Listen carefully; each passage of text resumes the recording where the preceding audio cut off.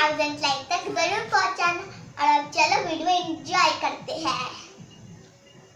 गोर लगै छी, हमर नाम पूनम मल्लिक अछि। हम अहाँ सबके बेटा विवाह गीत सुना रहल छी।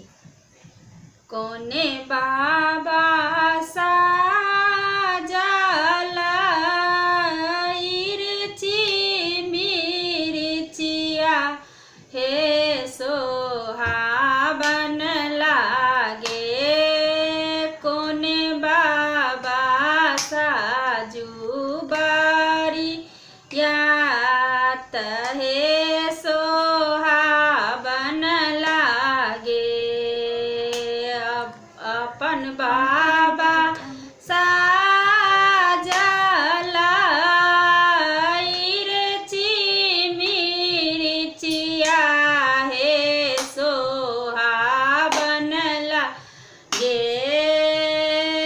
चाचा साजल बारिया तहे सोहावन लागे। भैया